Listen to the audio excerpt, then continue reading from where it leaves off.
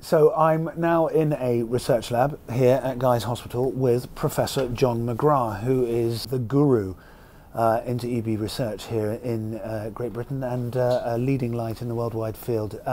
Professor, hello. Hello.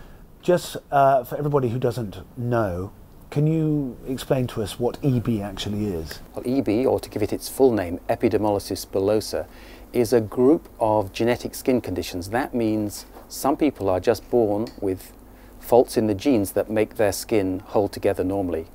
So if you touch the skin or you injure it in any way, instead of just bouncing off and not doing anything, what happens with EB is that the skin is fragile, it blisters. A little bit of injury makes the skin fall apart, and that's what EB is all about.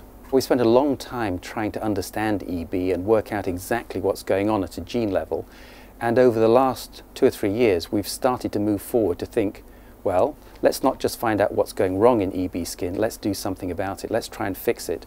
And as you say, clinical trials are what we're trying to push for now. So we have been raising money, raising science, into a state where we can actually deliver something back for people who are living with EB. So we're trying to get clinical trials together, and that means doing things that can repair the skin to correct those genes that cause the skin fragility, and I think we're making good progress. Presumably, even though we're here specifically to talk about EB, what you find about skin regeneration and healing can be used in other fields? Well, that's right. Many of the lessons that we're going to learn from EB are going to have much broader implications too. For example, for a patient with burns, for leg ulcers, and a whole host of other conditions that we see very frequently in our skin dermatology clinics. So I've talked a little bit about Sahana, this beautiful little girl I've met recently. There's a research fund set up in her name. What sort of impact has the Sahana Research Fund had into the research for EB? So the funding that we've got from the Sahana Research Fund has been fantastic. Money has been raised to go straight towards clinical trials.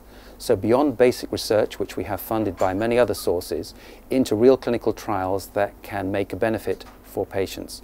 For me as a researcher, it means that if the money is guaranteed for a clinical trial, I can focus on all the other important things like the regulatory approvals, the ethics, and all the hospital requirements of setting up a clinical trial. So having the Sahana Research Fund contributing funds means we get a flying start to any clinical trial that we want to do. That means we can do the trial much more quickly, find the results from that, and move on to the next trials and get closer and closer towards that cure.